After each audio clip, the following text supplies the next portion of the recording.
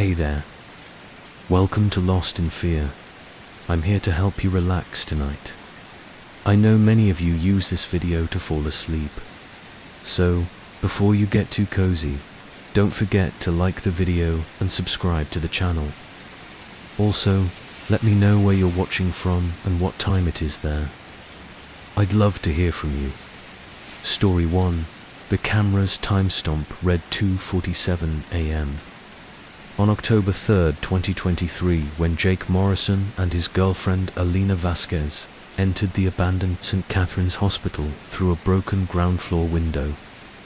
They were urban explorers, part of a community that documented decaying buildings across the Rust Belt. St. Catherine's had closed in 2019, after years of financial decline, and the building had sat empty ever since, slowly being reclaimed by weather and vandals. Jake and Alina had explored dozens of abandoned hospitals, but St. Catherine's felt different from the moment they entered. The building still had power in certain sections. Emergency lights flickered in hallways.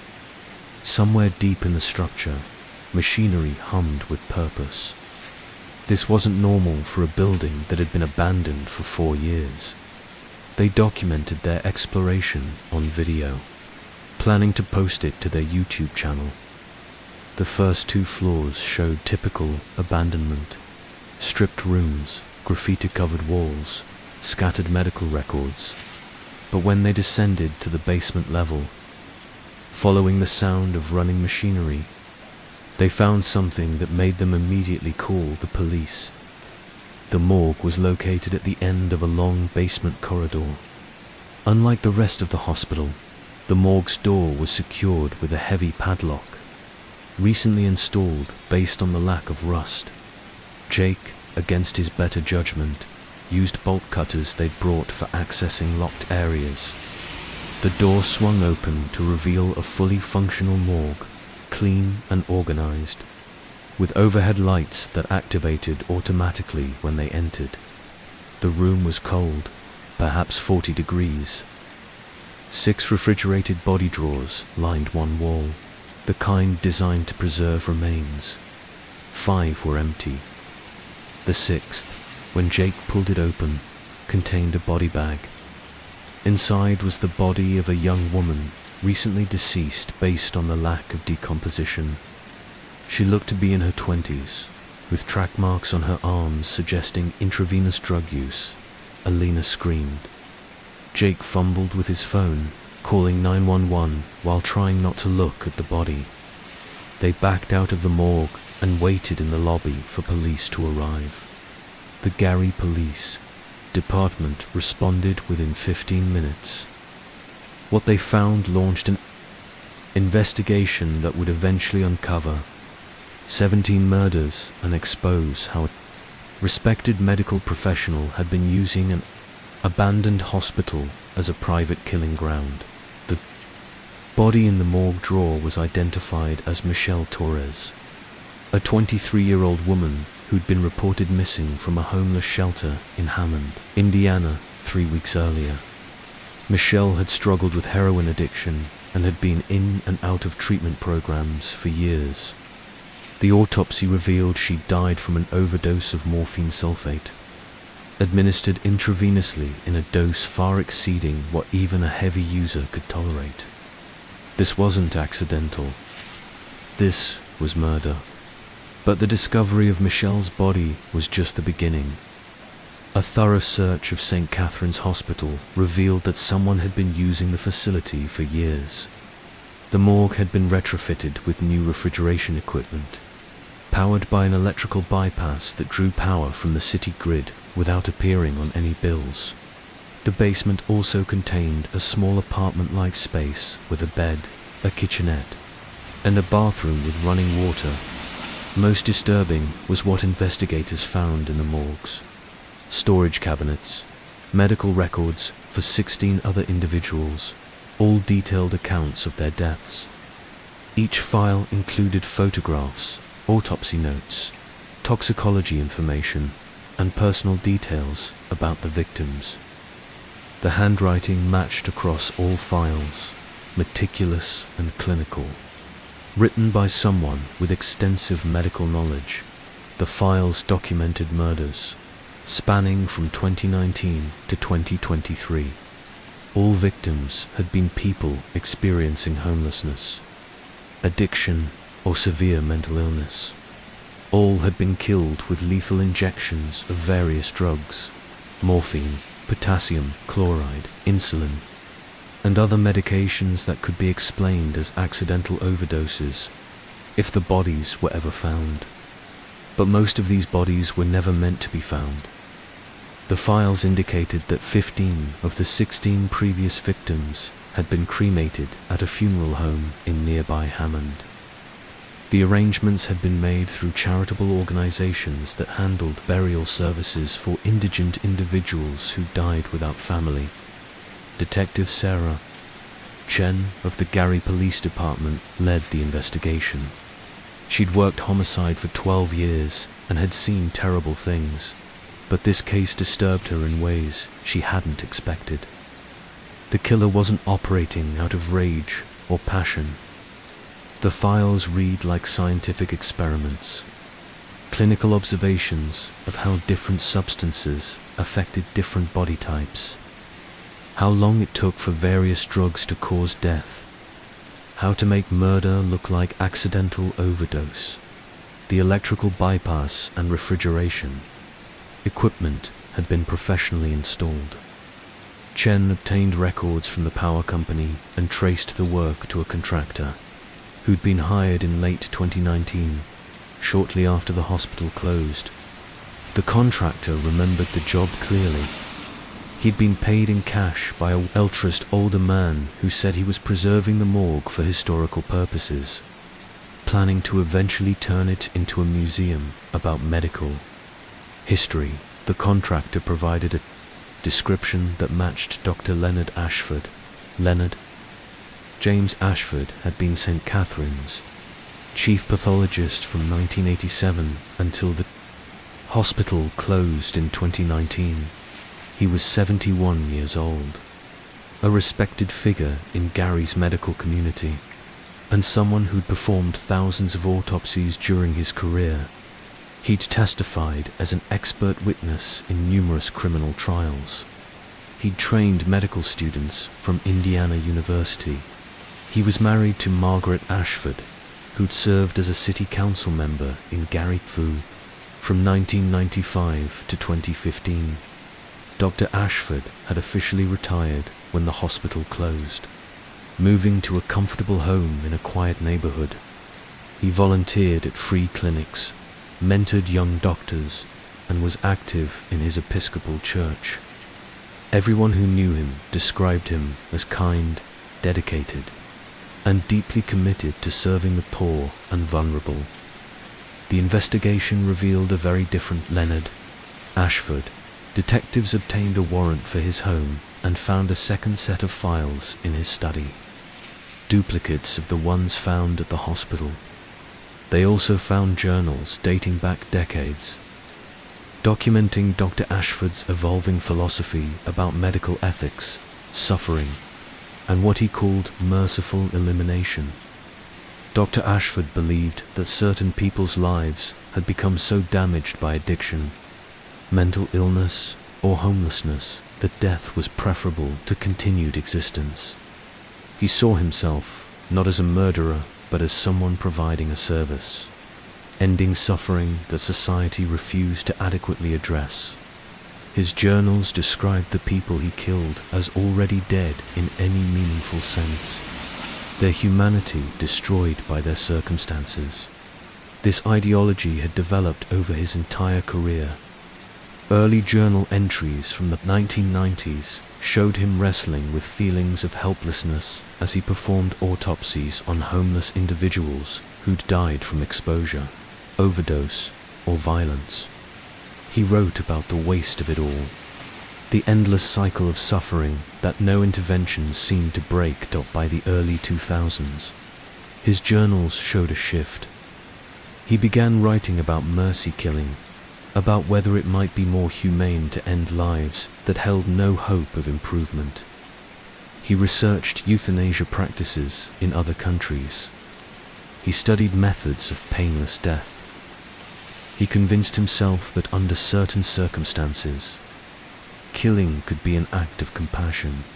The first murder, according to his journals, occurred in 2008. A homeless man had been brought to St. Catherine's emergency room suffering from end-stage liver disease. He had no family, no insurance, and refused treatment that might have extended his life by weeks or months. Dr. Ashford, who performed the man's autopsy after he died, wrote that the death had been a blessing, an end to pointless suffering. But then Dr. Ashford crossed a line. He began to wonder, what if he'd hastened that death? Would it have been wrong to spare the man those final weeks of agony? His journals debated the question obsessively, and eventually he decided to find out. Between 2008 and 2019, while still working at St. Catherine's, Dr. Ashford killed 11 people. All were individuals who'd come to the hospital's emergency room. People without family or stable housing who wouldn't be searched for if they disappeared. Dr. Ashford would intercept them, usually claiming he needed to run additional tests. He'd take them to the morgue, sedate them, and then administer lethal injections. The deaths were covered up through his position as chief pathologist. He'd prepare autopsy reports attributing death to natural causes or accidental overdose. Because he controlled the morgue and the death certification process, no one questioned his findings. Bodies were cremated through charitable programs, and the deaths were recorded as unfortunate but not suspicious. Asterisk, when St. Catherine's closed in 2019, Dr. Ashford lost his official cover, but he'd grown to see his killing as important work, a calling he couldn't abandon.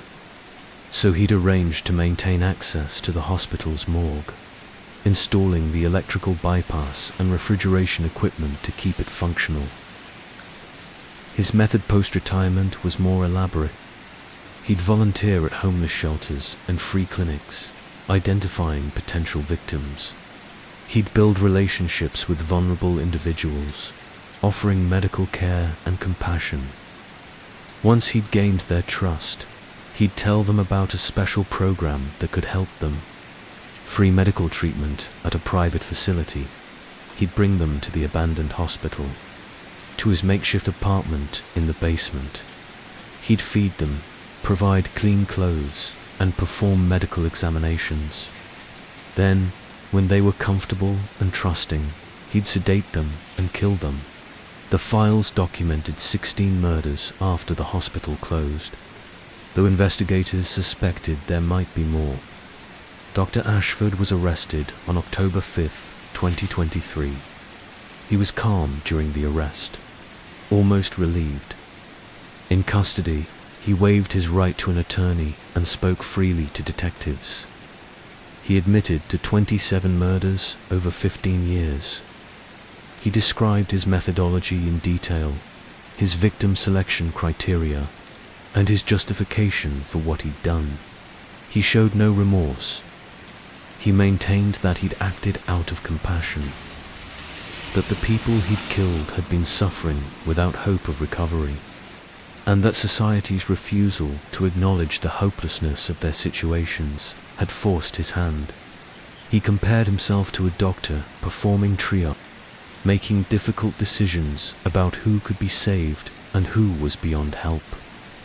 Detective Chen asked him how he could reconcile killing with his oath to do no harm. Dr. Ashford replied that he'd done extensive harm reduction, that each person he'd killed would otherwise have suffered for months or years before dying on the streets or in emergency rooms. He'd simply accelerated the inevitable while minimizing suffering. The investigation revealed that Dr. Ashford's wife, Margaret, had known something was wrong but hadn't fully understood what her husband was doing. She'd noticed his continued visits to the closed hospital, his obsessive documentation, his secretive behavior. When confronted, he'd told her he was writing a book about his career and needed access to old records. Margaret Ashford was questioned extensively but not charged. Investigators concluded she'd been deliberately kept ignorant of the specifics, though she'd suspected her husband's behavior was inappropriate. The revelation destroyed her. She filed for divorce immediately and moved out of state to live with her sister. The trial began in June 2024. Dr. Ashford pled guilty to all charges, avoiding a lengthy trial.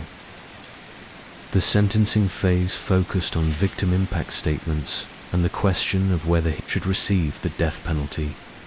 Families of identified victims spoke about their loved ones. These weren't hopeless cases, they argued. These were people struggling with illness and addiction, but they were still people with humanity and dignity. Several family members described trying to help their relatives, attempting to get them into treatment programs, offering support despite relapses and setbacks. A sister of one victim testified that her brother had been clean for 2 weeks before Dr. Ashford killed him, that he'd been attending meetings and talking about getting his life back. Dr. Ashford had murdered him during what the victim had thought was a medical examination. Denying him the chance to recover, the prosecution argued that Dr. Ashford had appointed himself judge and executioner, deciding which lives had value and which didn't. His victims had been people society often failed, but that failure didn't justify murder. His so-called compassion was actually contempt, a belief that certain people's lives weren't worth living. Dr. Ashford's defense team, court-appointed after he initially waived representation, argued for life imprisonment rather than death. They presented psychiatric evaluations suggesting Dr. Ashford had developed a delusional belief system that genuinely prevented him from seeing his actions as wrong. They portrayed him as someone whose decades of exposure to death and suffering had warped his judgment. The jury deliberated for 6 hours before, recommending life imprisonment without parole rather than the death penalty. The judge concurred, sentencing Dr. Ashford to 27 consecutive life terms. But the investigation didn't end with Dr. Ashford's conviction. Questions remained about whether he'd operated alone and whether there were additional victims. Investigators obtained records from the funeral home that had cremated 15 of Dr. Ashford's victims. A review of their records revealed dozens of other cases where bodies of homeless individuals had been cremated after minimal investigation into cause of death. Some of these cases involved death certificates signed by Dr. Ashford. Others involved different physicians. A task force was formed to review suspicious deaths of homeless and addicted individuals in Northwest Indiana between 2000 and 2023. They cross-referenced death certificates, autopsy reports, and missing persons reports. Looking for patterns, they found them. At least 40 additional deaths showed characteristics similar to Dr. Ashford's known victims, homeless individuals who died suddenly of apparent overdoses. Minimal investigation, quick cremation, death certificates signed by a small group of physicians. Most concerning was the discovery of Dr. Ashford's correspondence with 3 other physicians found in his email archives. The emails used coded language but appeared to discuss mercy killing. One email from 2017 read, "Performed another intervention last night. Subject achieved peace quickly. The relief of suffering continues to validate our work." The 3 physicians were identified and investigated. One had died in 2021. The other 2 were arrested in September 2024. Both were semi-retired. Doctors who'd worked in emergency medicine and had access to vulnerable patient populations both maintained their innocence, claiming the emails were theoretical discussions about end-of-life ethics, not admissions of murder. The investigation into this potential network continues. Prosecutors are reviewing hundreds of death certificates and medical records, trying to determine if there's sufficient evidence to bring additional charges. Meanwhile, St. Catherine's Hospital was finally demolished in early 2025. The city of Gary decided that building was too associated with horror to ever be repurposed.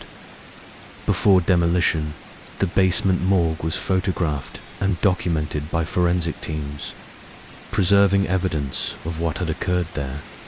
A small memorial was placed on the site, listing the names of Dr. Ashford's 27 confirmed victims. The inscription reads, "Their lives mattered. Their struggles did not make them disposable. We remember them." Dr. Leonard Ashford remains in federal prison. He's 73 years old now, in declining health. Prison officials report he spends his time reading medical journals and writing letters, though he has few correspondents. He's never expressed genuine remorse, maintaining that history will vindicate his actions. The task force investigating potential additional victims meets monthly. They continue receiving tips from families who suspect their relatives' deaths may have been murders rather than accidents. DNA evidence is being collected and analyzed.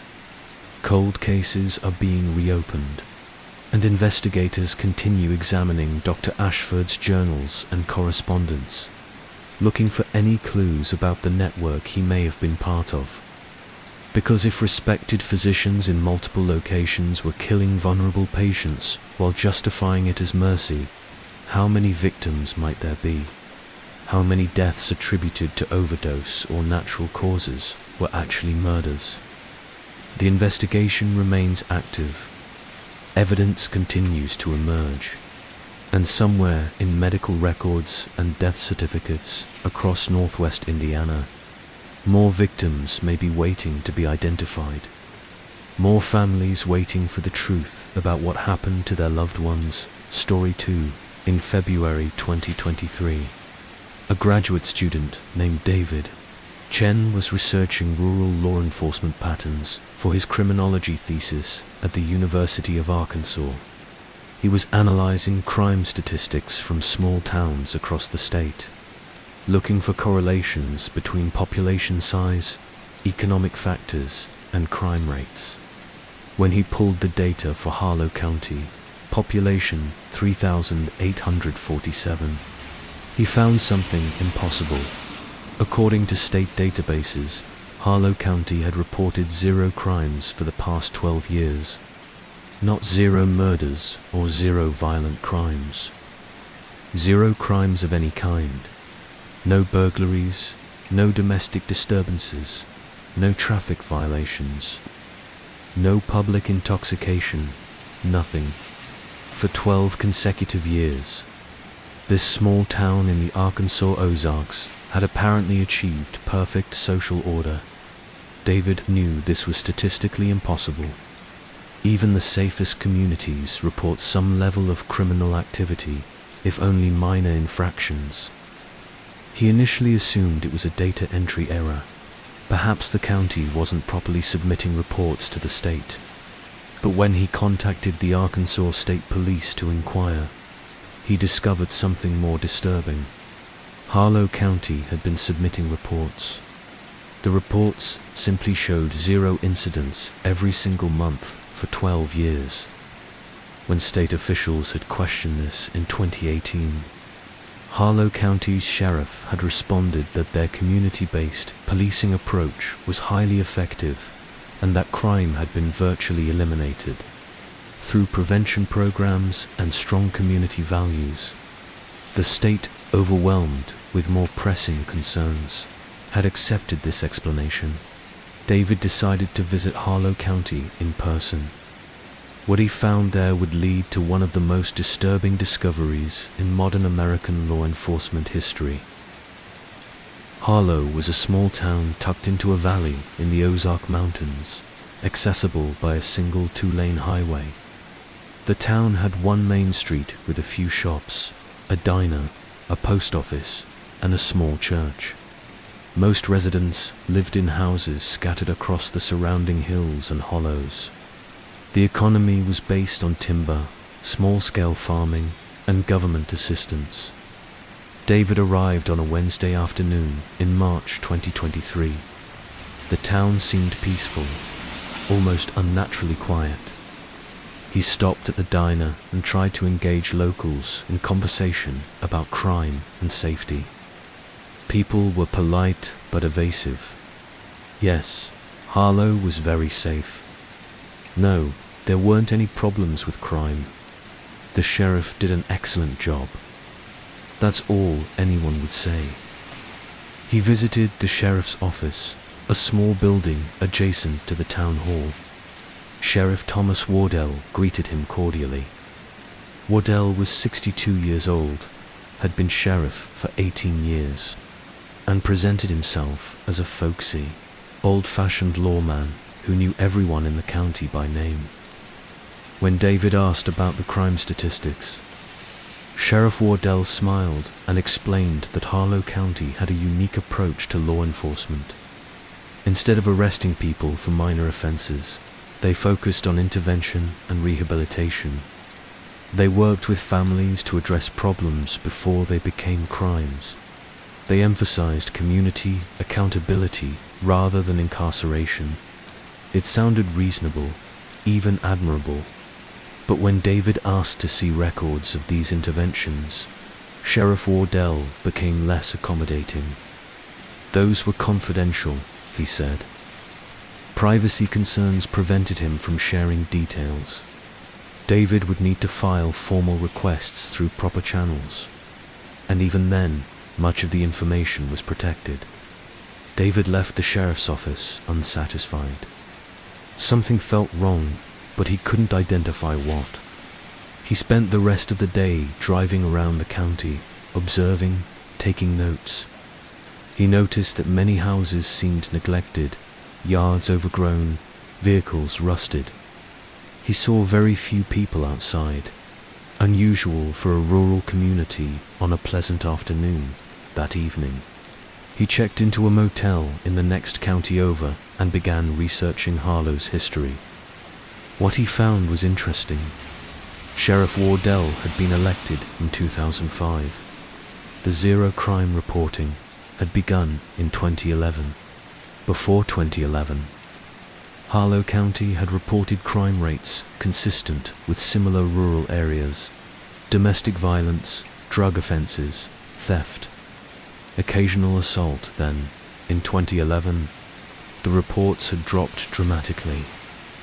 By 2012, they'd reached zero and stayed there. David also found something else. An unusual number of people had moved away from Harlow County since 2011.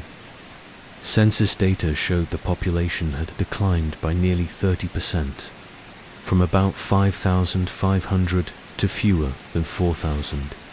This was higher than typical rural depopulation rates. He began searching for people who'd left Harlow County, finding some through social media. He sent messages to several, asking if they'd be willing to discuss why they'd left. Most didn't respond, but one person did. A woman named Rebecca Cole, who'd moved to Little Rock in 2015. Rebecca agreed to speak with David by phone. What she told him was chilling. Rebecca had grown up in Harlow County. In 2013, when she was 17, her older brother Marcus had gotten into a fight outside a bar. It was stupid, alcohol-fueled, the kind of thing that happens in small towns. Someone called the sheriff's department. Deputies arrived and took Marcus into custody. Rebecca's family never saw Marcus again. Sheriff Wardell came to their house the next day and told them Marcus had chosen to leave Harlow County. He'd been given a choice: face charges for assault and disturbing the peace, or agree to voluntary exile from the county. Marcus had chosen to leave. The sheriff said this was common practice, that allowing troublemakers to relocate prevented them from becoming repeat offenders and saved the county the expense of prosecution and incarceration.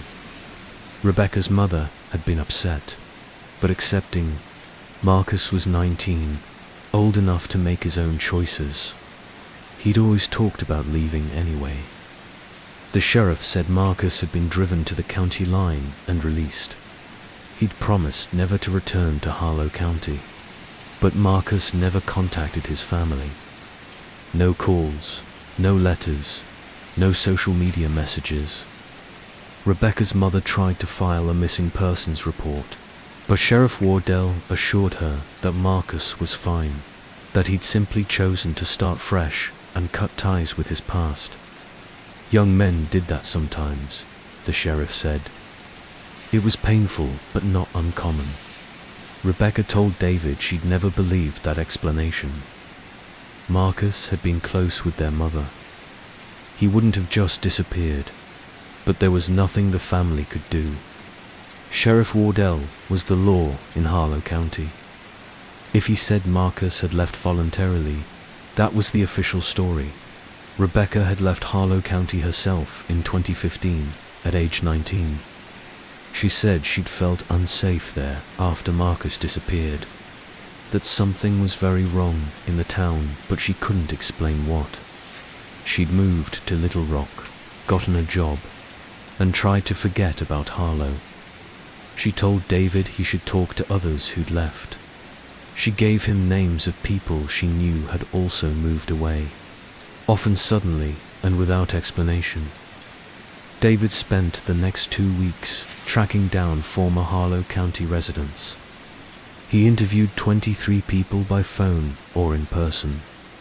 11 described similar experiences. Family members or friends had been arrested for minor offenses and had then disappeared, with Sheriff Wardell claiming they'd chosen voluntary exile. The offenses were always minor: drunk driving, petty theft, drug possession, domestic disputes, bar fights. The kind of crimes that would normally result in a court appearance, maybe probation or a short jail sentence. But in Harlow County, they resulted in disappearance. One woman told David about her husband, who'd been arrested for driving with a suspended license in 2014. He'd never come home. Sheriff Wardell had told her that her husband had been given the choice to leave the county and had taken it. She'd divorced him in absentia and moved away with their children. Another man described his son, arrested for marijuana possession in 2016. The son had supposedly chosen exile. The father had tried to find him, searching nearby cities, filing missing persons reports in other counties. Nothing. His son had vanished. David compiled his findings and contacted the Arkansas State Police in April 2023. He presented evidence suggesting that at least 37 people had disappeared from Harlow County since 2011, all after being arrested for minor offenses. He argued that the zero-crime statistics weren't evidence of effective policing, but evidence of systematic cover-up of something much worse: the state. Police initially dismissed David's concerns. Sheriff Wardell had a long-standing relationship with state law enforcement. He was respected, if considered a bit old-fashioned. The idea that he was involved in making people disappear seemed implausible, but David was persistent. He'd documented his interviews, collected testimonies from family members, and compiled statistics showing the correlation between arrests and disappearances. Finally, in May 2023, the state police agreed to conduct a preliminary inquiry. 2 investigators visited Harlow County, reviewed records, and interviewed Sheriff Wardell. The sheriff maintained his story about voluntary exile as an alternative to prosecution. He said it was a program that had dramatically reduced recidivism and kept families intact. He produced documents showing that individuals had signed agreements, accepting exile in exchange for dropped charges. The signatures looked legitimate. The documents were properly notarized. Everything appeared legal, if unconventional, but the state police investigators were troubled. They asked to speak with some of the people who'd supposedly chosen exile to verify they were alive and well. Sheriff Wardell said he didn't have contact information, that the entire point of exile was cutting ties with Harlow County. The people had moved away and started new lives. The investigators left without conclusive evidence of wrongdoing, but with significant concerns. They elevated the matter to the FBI, which had jurisdiction over potential civil rights violations. The FBI investigation began in June 2023. Agents reviewed all available documentation from Harlow County and interviewed dozens of former residents. They quickly concluded that something criminal was happening, but they needed physical evidence. In August 2023, FBI agents executed search warrants on multiple locations in Harlow County, including the sheriff's office, Sheriff Wardell's home, and the county jail. What they found was damning. In a locked filing cabinet in Sheriff Wardell's office, agents found a second set of records, documents that had never been reported to the state. These records detailed what really happened to people arrested in Harlow County. The voluntary exile program was real, but not as Sheriff Wardell had described. People arrested for minor offenses were taken to the county jail and held without formal charges being filed. They were told they had two choices: accept exile and leave the county permanently, never to return or face prosecution for more serious charges. Asterisk, the threat of serious charges was manufactured. Sheriff Wardell and his deputies would claim to have found additional evidence of more serious crimes, drug trafficking instead of simple possession, aggravated assault instead of simple battery, theft of amounts that elevated misdemeanors to felonies. The evidence was fabricated, but the arrestees didn't know that. Faced with the choice between exile or years in prison, most people signed the voluntary exile agreements. They were then driven to the county line, given $50, and released with warnings never to return or contact anyone in Harlow County. This accounted for some of the missing people, but not all of them. The hidden records revealed that some arrestees had refused to sign the exile agreements. They'd demanded lawyers, insisted on their right to court hearings, or simply refused to cooperate. These people had disappeared for a different reason. The records were coded, but FBI analysts deciphered the meaning. People who refused exile were marked with a red stamp that said, "Resolved." The dates of resolution correlated with the dates. They'd been reported missing by their families. The FBI obtained additional search warrants and brought in cadaver dogs and ground-penetrating radar. They focused on county-owned property, particularly remote areas. On September 12, 2023, they made a discovery that confirmed the worst fears.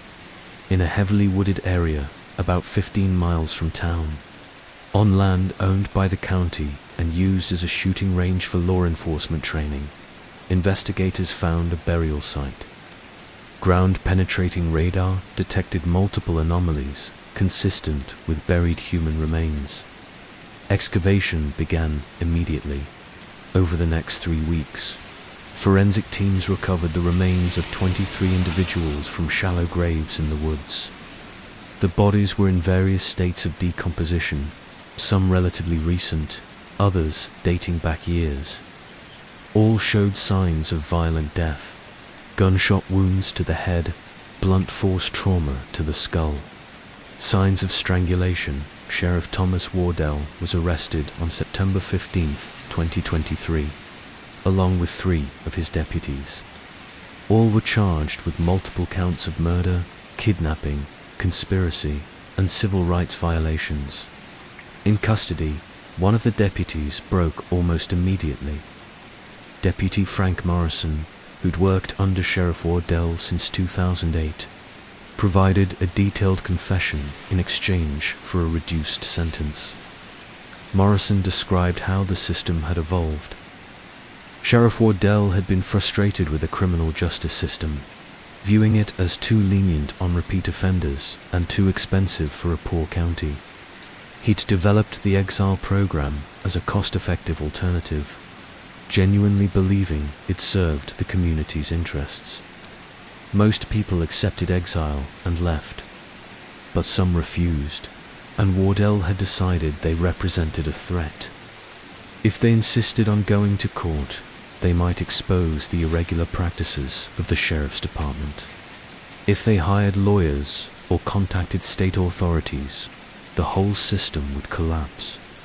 Wardell's solution was to eliminate them. He'd personally killed some of the victims. Deputies Morrison and Jake Hendricks had killed others under Wardell's orders. A 4th deputy, Lucas Brennan, had helped bury the bodies.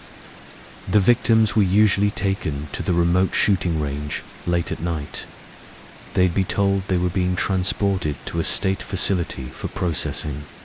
Instead, they'd be taken into the woods and shot. The bodies were buried in shallow graves, and the paperwork was fabricated to show they'd accepted exile and left the county. Morrison's testimony was corroborated by physical evidence. Ballistics analysis matched bullets recovered from victims to service weapons issued to Sheriff Wardell and the deputies. Records showed that several victims had been checked out of the county jail on transfer orders that were never completed. Cell phone data placed the sheriff and deputies at the burial site on dates corresponding to when victims had disappeared. The FBI investigation expanded.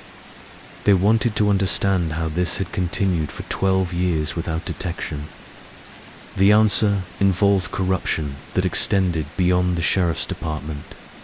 Sheriff Wardell was married to Martha Wardell, who served as Harlow County's clerk and recorder from 2004 to 2022. In this position, she controlled most county records, including vital statistics, property records, and court documents. She'd used her position to facilitate her husband's crimes, falsifying records to support the voluntary exile narrative and ensuring that no paper trail led to the murders. Martha Wardell was arrested in October 2023 and charged with conspiracy and accessory after the fact. She maintained her innocence initially, but eventually admitted she'd known about at least some of the murders and had helped cover them up. The investigation also revealed that Harlow County's prosecutor, District Attorney Raymond Cole, had been aware that something irregular was happening but had chosen not to investigate. Cole had been in his position since 2010 and had worked closely with Sheriff Wardell.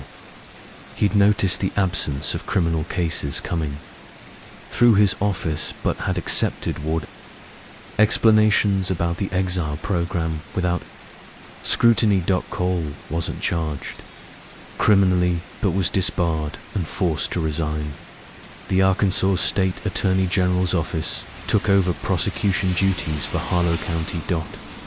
As the investigation continued, more bodies were discovered. A second burial site was found on private property owned by Sheriff Wardell, yielding 6 more sets of remains. A third site, on land owned by one of the deputies, contained 4 more bodies. The total number of confirmed victims reached 33. Investigators believed there might be more, but searches of other potential burial sites didn't yield additional remains. Identifying the victims was challenging. Many of the remains were severely decomposed.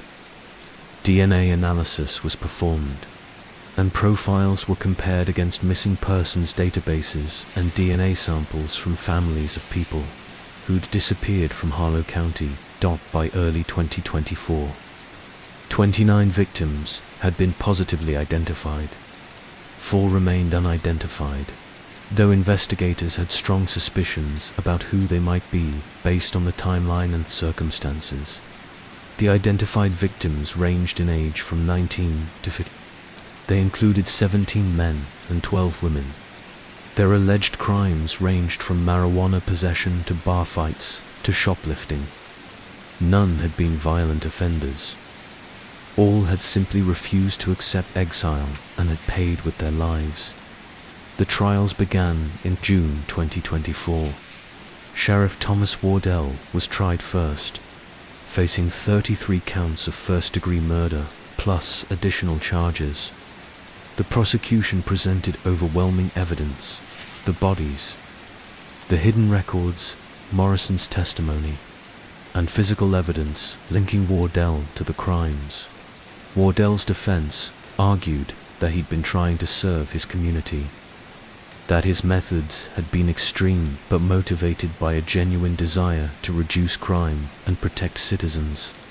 His attorney portrayed him as someone who'd lost his way while trying to do good, a tragic figure who'd let his authority corrupt his judgment. The jury deliberated for 8 hours before returning guilty verdicts on all counts. Wardell was sentenced to 33 consecutive life terms without possibility of parole. Deputies Morrison and Hendricks both pled guilty in exchange for cooperation and reduced sentences. Morrison received 40 years, Hendricks received 50 years. Deputy Brennan, who'd helped bury bodies but hadn't participated in killings, received 25 years. Martha Wardell was tried in September 2024. She was convicted of conspiracy and multiple counts of accessory after the fact.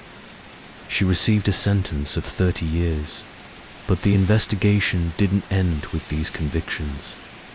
Questions remained about the full scope of the conspiracy and whether there were additional victims.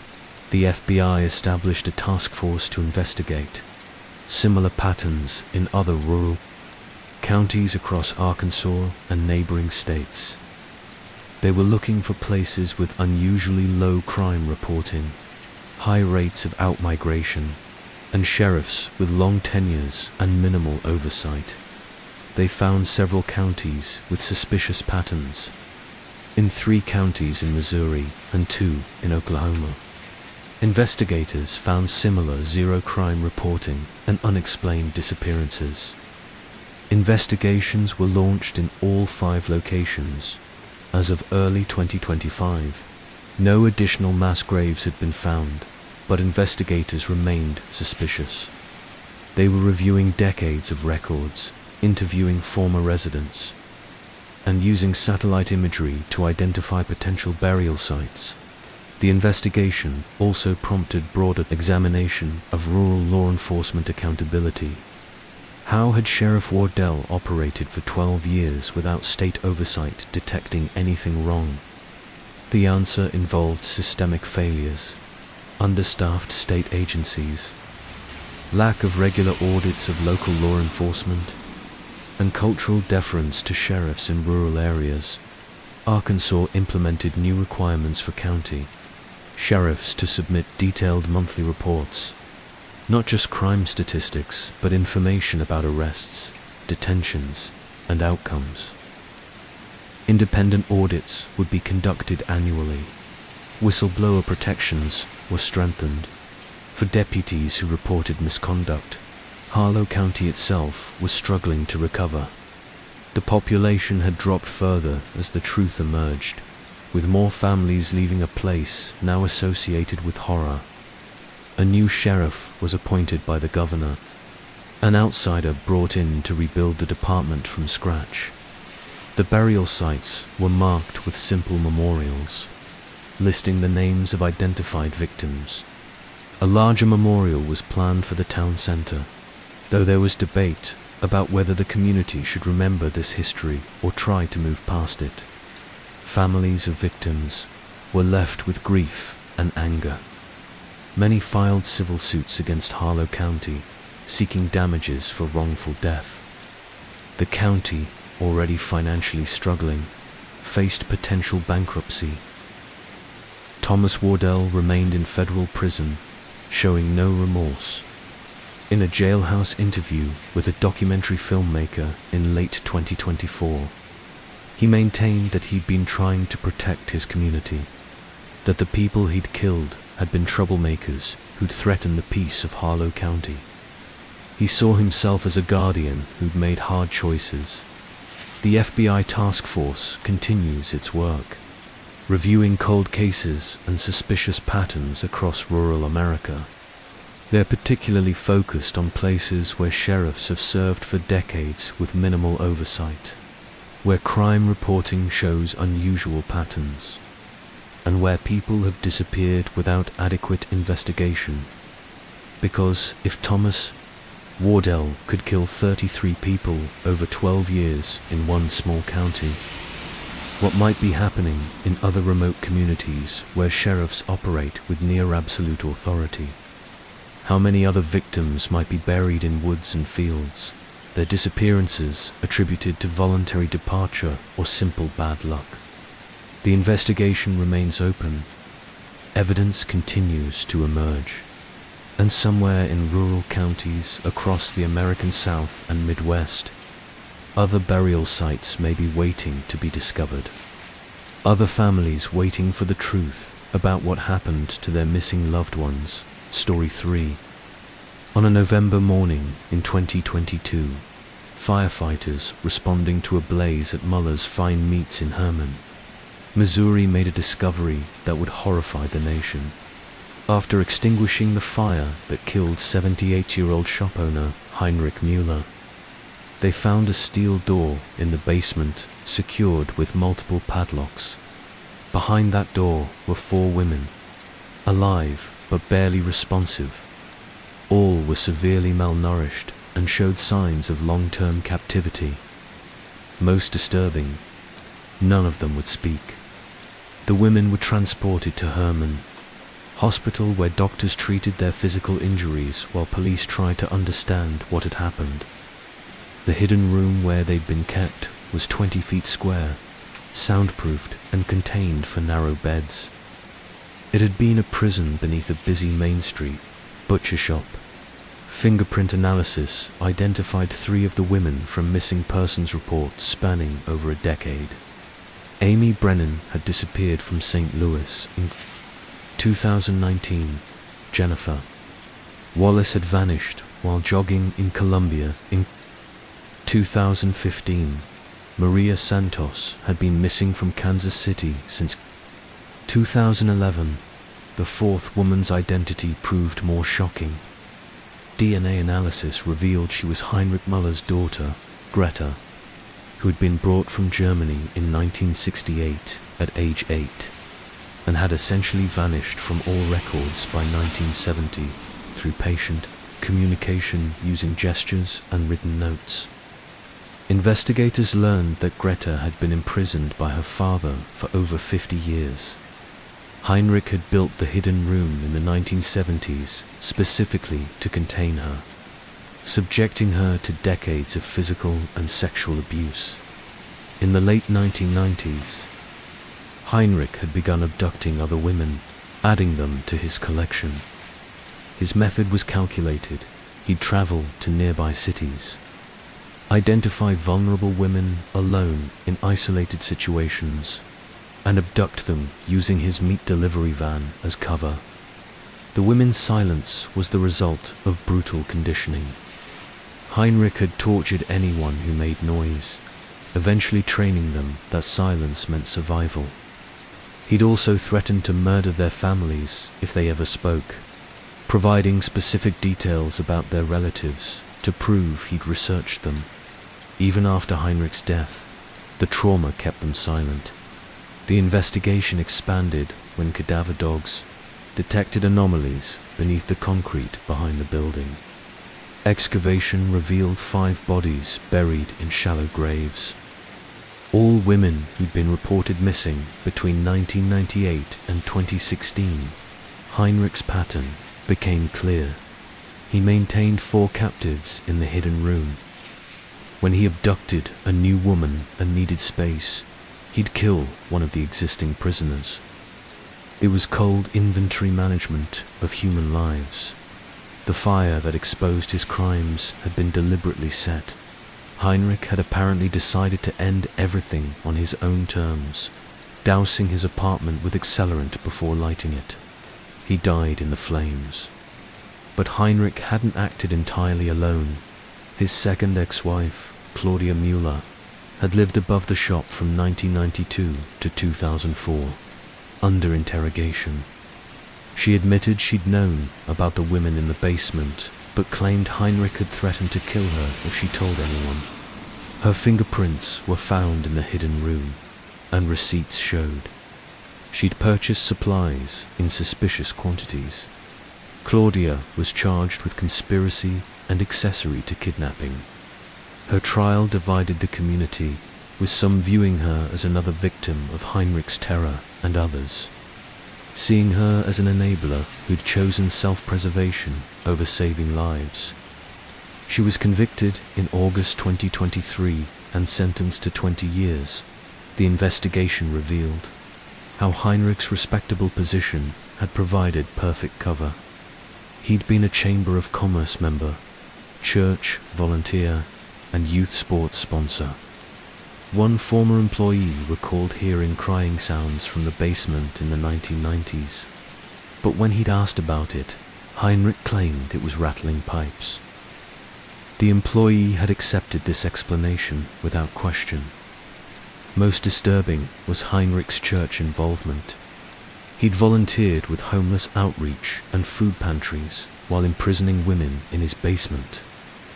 His community standing had made people reluctant to question. Suspicious signs. The 4 survivors faced vastly different recovery paths.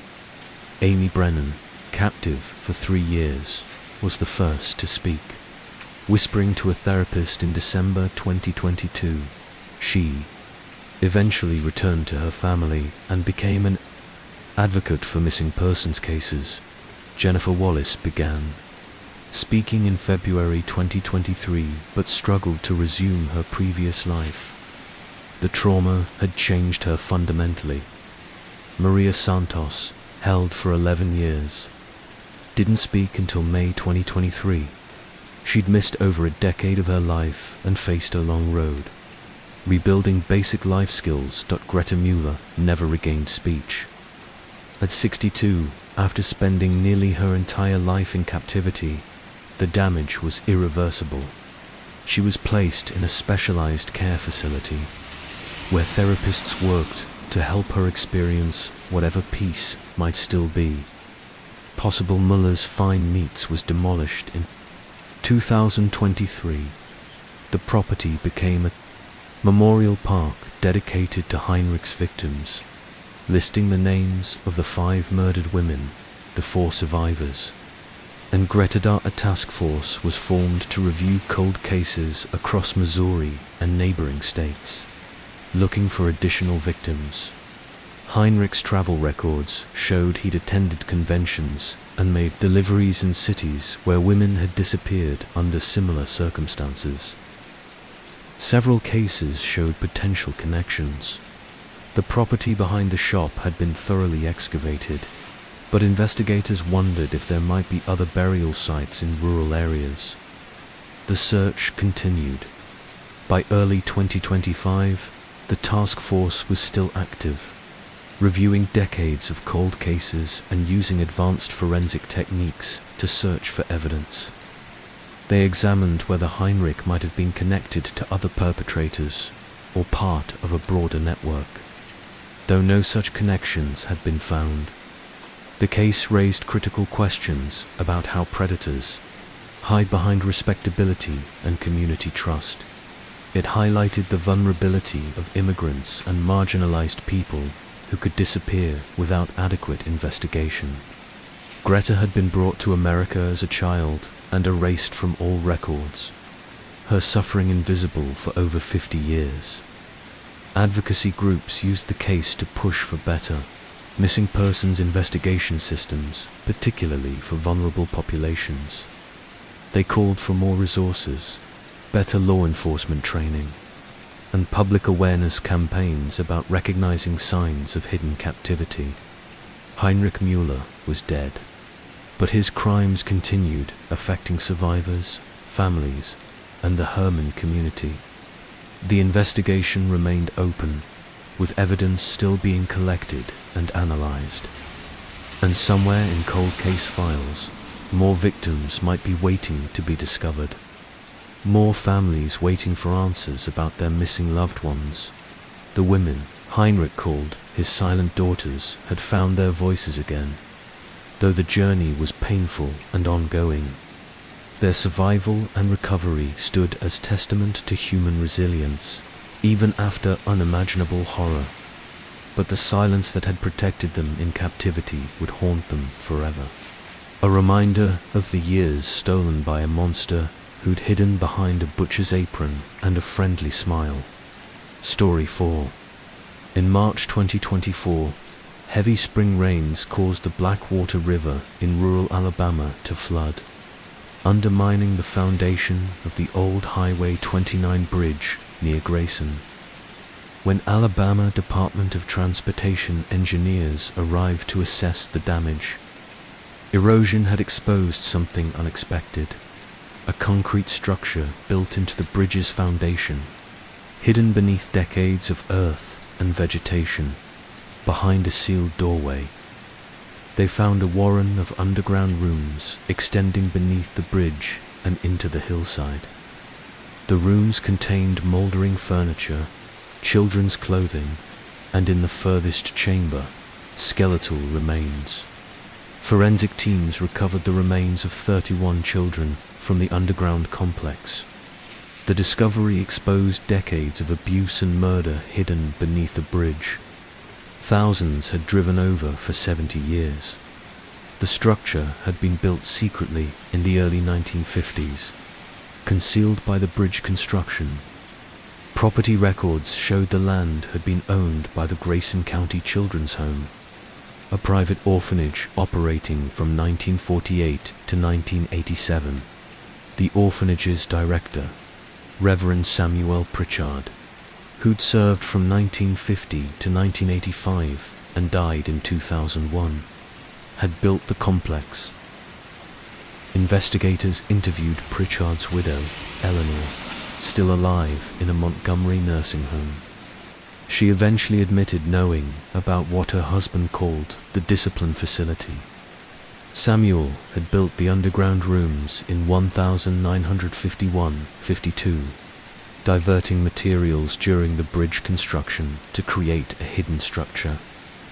Samuel had told Eleanor the rooms were for problem children who needed isolation for their own safety and the safety of others.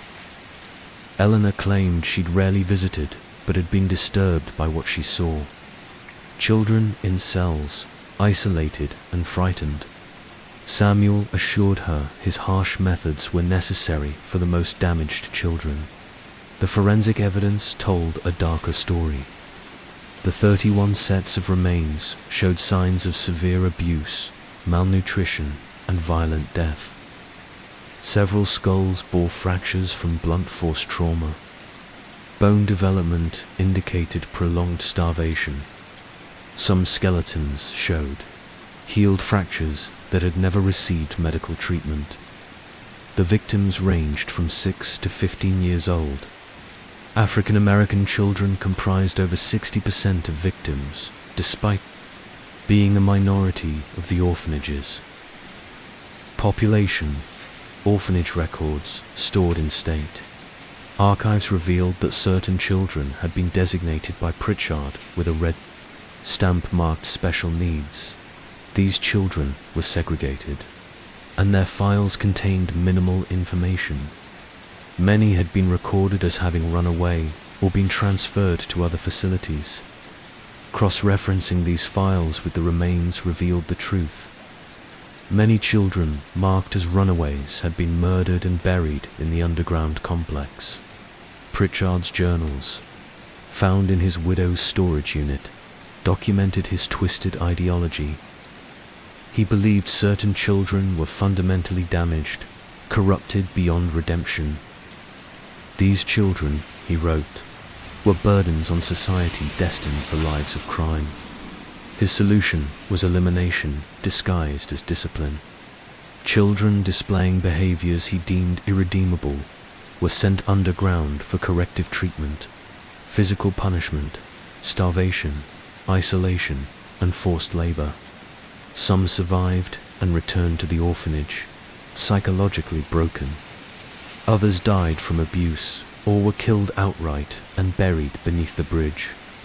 Pritchard viewed this as necessary eugenics, preventing defective children from reproducing.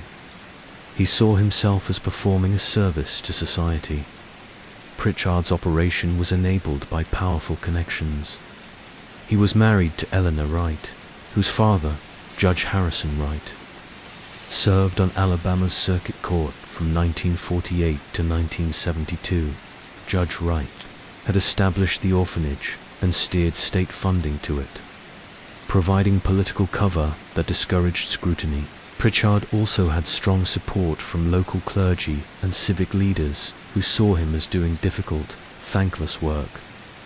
When concerns were raised about orphanage conditions, his supporters defended him, arguing that managing disturbed children required firm discipline. In 1968, social worker Janet Holloway filed a complaint after noticing several children she'd placed at the orphanage had disappeared. Pritchard claimed they'd run away. Holloway documented her concerns and submitted them to the state. A state inspector investigated, reviewed records Pritchard provided, and found no evidence of wrongdoing. Holloway's concerns were dismissed. She was advised to trust Pritchard's professional judgment. That 1968 complaint, found in state archives, was a painful reminder of how close the truth had come to exposure and how institutional deference to authority had prevented it. At least 9 employees had worked directly in the underground facility over the years. 2 were still alive: James Keller, 78, and Dorothy Manning, 80-1. Both were arrested and charged with child abuse and accessory to murder. Keller admitted he'd known children were dying, but claimed he'd been following orders and feared losing his job. He described the environment as cult-like, with Pritchard wielding absolute authority. Manning claimed minimal involvement, but evidence and survivor testimony contradicted this. She'd frequently accompanied Pritchard underground and participated in punishments. Investigators located 12 survivors who'd been held in the underground facility and lived to tell about it. All were now in their 50s and 60s, bearing deep psychological scars. Marcus Johnson described being sent underground at age 11 for stealing food. He'd spent 3 months in isolation with minimal food, regular beatings, and forced Bible memorization. He'd been terrified he'd die there, but was eventually deemed sufficiently corrected and returned to the main building. Rebecca Coleman had been sent underground at 13 for sexual misconduct, kissing a boy. She'd been kept for 6 weeks, subjected to physical abuse and constant religious indoctrination about her sinfulness. She'd attempted suicide. Twice after leaving the orphanage, these survivors provided crucial testimony matching the physical evidence and helping investigators understand how the operation functioned. Most recent remains were estimated to be 35 to 40 years old, suggesting children had been killed right up until the orphanage's 1987 closure. Pritchard had apparently made a final visit to seal the entrance with cinder blocks before allowing vegetation to conceal the doorway. Eleanor Pritchard faced charges of conspiracy and accessory after the fact. Her defense argued she'd been a victim of manipulation. The prosecution argued she'd been a willing participant who'd chosen silence to protect her comfortable life. Eleanor was convicted in November 2024 and sentenced to 15 years. At 89, she would likely die in prison.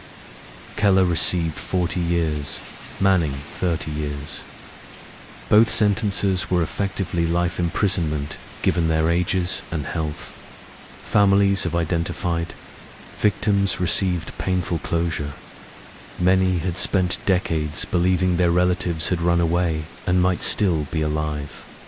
7 sets of remains couldn't be matched to any reports and were listed as unknown child. Alabama issued formal apologies and established a compensation fund for survivors. The bridge was demolished in late 2024 due to structural damage and its association with horror.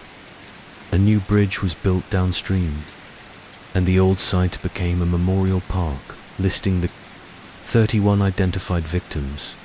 A task force was formed to review all children who'd passed through the orphanage between 1950 and 1987. They identified over 200 children marked as runaways or transfers whose subsequent whereabouts couldn't be verified. Investigators suspected some had been additional victims disposed of elsewhere. Pritchard's journals mentioned special burials in unspecified locations. Searches were conducted in wooded areas around the former orphanage property using ground-penetrating radar. As of early 2025, no additional remains had been found. The investigation also examined whether Pritchard had been connected to other institutions involved in similar abuse. His journals mentioned corresponding with other orphanage directors about the problem of defective children. The FBI was investigating whether there had been a network of childcare professionals who'd shared eugenic ideology and systematically abused and killed children. Several other institutions from that era were being scrutinized. The case exposed systemic failures in mid-20th century child welfare oversight. Private orphanages operated with minimal supervision, and children in care had few protections. Complaints were dismissed, and institutional authorities were trusted implicitly.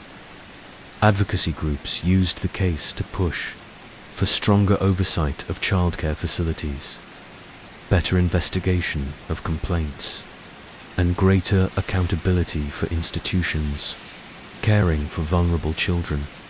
The Grayson County Children's Home had presented itself as a refuge for unwanted children, a place of Christian charity. Behind that facade, it had been a site of torture and murder where a man with twisted beliefs appointed himself judge of which children deserved to live. The investigation remained active, with evidence continuing to be analyzed and cold cases being reviewed. Somewhere in archived records, more victims might be waiting to be identified. More families waiting for answers about children who disappeared into Alabama's child welfare system decades ago and never emerged. Story 5. In September 2024, estate liquidators arrived at the home of recently deceased clockmaker Vincent Holloway in Charleston, South Carolina. Holloway had been 92 years old when he died of natural causes. A respected craftsman who'd run Holloway fine timepieces on King Street for over 60 years. The estate sale was expected to be routine, cataloguing valuable antique clocks and workshop equipment. What they found in the sealed workroom would expose one of Charleston's darkest secrets. The liquidators noticed that Holloway's basement workshop, according to the house blueprints, should have been larger than the accessible space suggested. After searching, they found a false wall behind a floor-to-ceiling shelf of clock parts. Behind it was a hidden room containing what appeared to be a museum of preserved human hearts, each suspended in formaldehyde inside antique clock cases. There were 47 hearts, each displayed with a small brass plaque bearing a date and initials. The dates ranged from 1967 to 2019. Charleston police secured the scene immediately. Forensic analysis confirmed the hearts were human and had been carefully preserved using professional embalming techniques. DNA analysis began the painstaking process of identifying the victims. Vincent Holloway had been born in 1932 in Charleston to a prominent family. His father was a physician, his mother from old Charleston aristocracy. Vincent showed early aptitude for precision work, becoming fascinated with clockmaking as a teenager. He'd apprenticed with European master watchmakers before opening his own shop in 1962. In 1965, he married Catherine Bo, whose father was Charleston's mayor from 1963 to 1971. The marriage cemented Vincent's position in Charleston society. The couple had no children, but were active in historic preservation and the arts community. Vincent's shop became a Charleston institution. He repaired antique timepieces, created custom clocks for wealthy clients, and taught occasional workshops on horology. He was known for meticulous craftsmanship and an almost obsessive dedication to precision. But investigators found journals in the hidden room that revealed Vincent's other obsession, capturing what he called the moment of perfection. Vincent had developed a twisted philosophy about time and human existence. He believed that each person experienced a single perfect moment in their life, a point of absolute peak achievement, beauty, or potential. After that moment, he wrote, existence was decline. Everything that followed diminished what had been perfect. His solution was to preserve people at their moment of perfection, to stop their time permanently before decay could begin. The heart, he believed, was the timekeeper of human life, and preserving it was preserving the essence of that perfect moment. His journals documented 47 murders spanning over 50 years. Each entry described identifying someone at their moment of perfection, stalking them, and then killing them to preserve that moment eternally. His first victim had been in 1967, a young woman named Caroline Pierce, who'd just won a prestigious art competition. Vincent had attended the awards ceremony and become fixated on her. His journal described her as radiant, perfect, at the absolute peak of her creative powers. He'd followed her home and strangled her in her apartment. The autopsy at the time had found her. Death suspicious but inconclusive. No suspect was identified. What police hadn't known was that Vincent had returned to the morgue that night, using his father's physician credentials to access the body and surgically remove her heart. Over the decades, Vincent had refined his method. He targeted people experiencing obvious moments of triumph, athletes after winning championships, musicians after breakthrough performances, students after academic achievements, artists after major exhibitions. He stalked them carefully, learning their routines, waiting for the right opportunity. He used various methods: strangulation, poisoning, staged accidents. The murders were spaced out over years, occurring in different neighborhoods and circumstances, never forming a pattern that might alert investigators. After each murder, Vincent would access the body and remove the heart. His father's medical practice gave him access to morgues in the early years. Later, he developed connections with funeral homes. claiming he was conducting research on preservation techniques for a book he was writing. Funeral directors, knowing his respected position, allowed him access. He'd preserve each heart using formaldehyde and custom-built display cases designed to look like ornate clock cases. Each was labeled with the victim's initials and the date of their perfect moment. He'd visit his collection regularly, his journals describing these visits as meditation, sessions where he connected with the preserved moments. The DNA analysis began, matching the hearts to missing persons and unsolved murders across Charleston and surrounding areas. Caroline Pierce's heart was identified through DNA from her surviving sister. Other identifications followed, each one reopening a cold case decades old. The victims ranged in age from 19 to 40. They included men and women of various backgrounds, united only by having achieved something notable shortly before their deaths. An Olympic hopeful swimmer who'd qualified for trials in 1973. Jazz pianist who'd recorded a acclaimed album in 1985. Doctor who'd performed a groundbreaking surgery in 1998. A teacher who'd won a National Teaching Award in 2007. Many of these deaths had been investigated at the time but remained unsolved. Others had been ruled accidental or natural, with no indication of foul play. Vincent's precision and medical knowledge had allowed him to kill without leaving obvious evidence. The investigation revealed how. Vincent's position and connections had provided perfect cover. As a respected craftsman and member of Charleston's elite, he was above suspicion. His marriage to Catherine Beaufort, daughter of Mayor Richard Beaufort, made him part of the city's power structure. Mayor Beaufort had served during the crucial early years of Vincent's killing spree. While there was no evidence he'd known about the murders, his position may have discouraged aggressive investigation of cases that might have led to Vincent. Catherine Holloway had died in 2016, apparently never knowing about her husband's crimes. Investigators interviewed people who'd known the couple. Most described the marriage as distant but cordial. Catherine had been involved in charity work and historic preservation, Vincent in his They'd lived largely separate lives under the same roof. The investigation expanded when forensic teams searched Vincent's shop on King Street.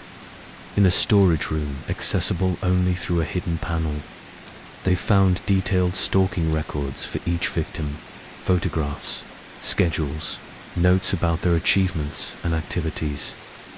Vincent had sometimes watched his victims for months before killing them, waiting for what he determined was their moment of absolute perfection. They also found something more disturbing. Files on 23 additional people marked as prospects. These were individuals Vincent had identified as approaching their perfect moments but hadn't yet killed. Some of these people were still alive. Police contacted all 23 individuals, informing them they'd been targeted by a serial killer and providing protective resources. Many were shocked to learn they'd been under surveillance by the respected clockmaker they'd hired to repair family heirlooms or create custom pieces.